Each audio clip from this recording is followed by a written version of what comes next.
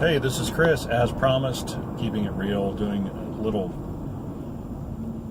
further review of the Memoirs of Ulysses S. Grant, of U.S. Grant. I'm about 125 pages into the book, and so far I've really enjoyed it. It is incredibly, well, it's informational. Things that you don't, the basic facts of what happened, where it happened, how it happened.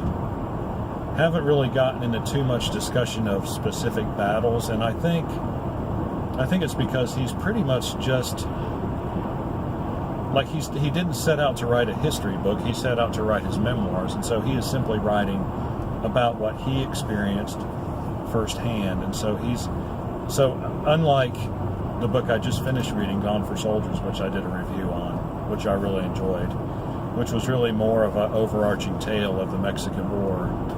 Grant's is just about what he saw, what he experienced, and so it's a lot different. I must admit, I expected something a little bit more overarching, but he's just, this is what it is. It is what it is, and so, now that I've adjusted my mindset to that, I can really just sit back and enjoy the book. I'm not expecting it to be something that it's not. And so thus far, he's gone through his genealogy. The Grants came over very early on into New England, like 10 or 15 years after the Pilgrims did. So they were a long established family, and they ended up in Ohio, which is where I think he was born. I'll have to double check that. But anyway, that's where he spent most of his childhood. He talked about his genealogy. Talked about how when he was young, his parents never spanked him and never reprimanded him.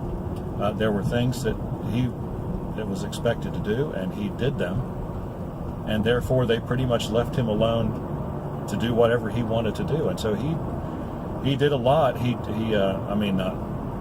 traveled a lot. He went places a lot, and it's amazing how he recounts these stories about how, as a 9 or 10 or 11-year-old or 12-year-old, how he would get on a horse or just walk and just go tens of miles to the next nearest big town. I mean, he covered a lot of territory in what is now, well, it was Ohio, I guess, at that time, and Kentucky.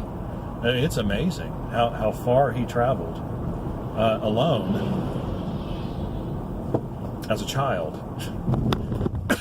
Something a modern day person, especially this day and age, the current generation of parents, can you imagine? I had, as a personal aside, I had a great deal of freedom as a child to pretty much go and do what I wanted to do. As long as I was home by a certain hour, everything was fine. When I didn't come home at a certain hour, then everything was not fine. But I didn't go overnight somewhere by myself. But it was a different time, I guess. And evidently the Indians had been driven out sufficiently, so and I guess there wasn't a whole lot of crime. So it's really a different world, that he's describing from his childhood. So he talks about that a little bit, and has some interesting stories about buying horses and things of that nature. And then he talks about going to West Point and how he was totally unprepared to go, and how his schooling was lacking. But it wasn't the Old West, but it was the western part of what was then the United States, and there just weren't any real schools. But he still managed to go there, and he talked about how much he enjoyed his time there.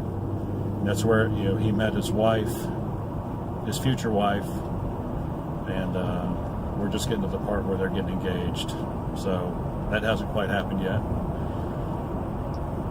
Or maybe, no, I think, I get the timeline confused, because he's continually, he's at West Point, but he's continually getting leaves. But then the Mexican War is looming, because everybody knows it's coming, because Texas has asked to be annexed, and that's what comes next. Is after Texas is annexed, then and admitted into the Union as whatever number state it was, then there's immediately a border dispute because the southern border of Texas is really not fixed. So Grant graduates from West Point, and so he's on leave, and then he's not on leave, and then his unit gets shipped down to New Orleans, but he's not with them because he's on leave, and then he has to figure out how to get down there. And it's kind of not chaotic, but kind of hard to follow exactly who's doing what, where, and why. In retrospect, maybe I should reread it. But so basically, where I'm at right now. But he really enjoys his time at West Point. He can't. Being a soldier was, what he was born to do, and that he feels that comfortable being there. So that was very interesting. Some good insight.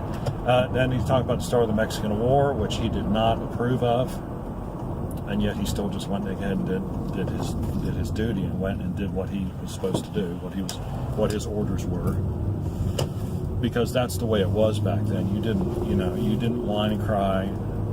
I'm not saying that modern military people whine and cry, but I'm just saying that there was a much higher sense of duty, and nothing, with these guys, nothing came between your duty and everything else. I mean, duty was first. Duty, honor, country. So he's down there, and I'm currently at the point where they are about to attack Mexico City, and he gives, which was the final battle of the war. But he gives some insight into, Winfield Scott. He mentions Robert E. Lee and how the engineers did such a wonderful job preparing the way in terrain that was pretty hostile. Just the geography was hostile, and how they made it so much easier for everybody to do their jobs. And, he talks about casualties, and it's just so matter of fact. It's like, the guy was, standing next to me, and he got his head taken off by a cannonball, and, the man behind him was injured by the bone fragments and the teeth that came off the other guy's head. I mean, but it's just like, that's just what happened. There's no drama to it. It's just like, that's what it was. It's really amazing. But it's so clear-headed, and it's so concise, and I really do appreciate that. Just to have a good, it's a history, right? And so that's what's important, is to get the history right.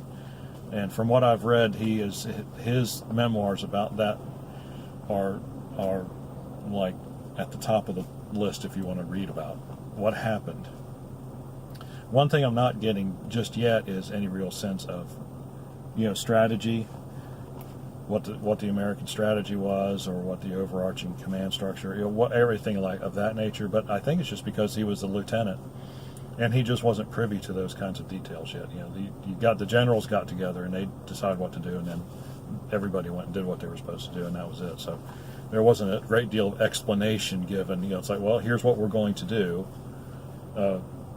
Let's go do it, and that's all they did. And so we are up to that point. And I know in Gone for Soldiers, there is a section where Grant basically commandeers a cannon and puts it up in a church steeple, and really affects the outcome of that battle. So I'll be interested to see what his recollection of his part in that battle is. That'll be interesting to see, and that's coming up very soon. So anyway, that's what I got so far. If you have any questions or comments, leave them in the section below. Like and subscribe. I appreciate it when you do. We will see you on the next video.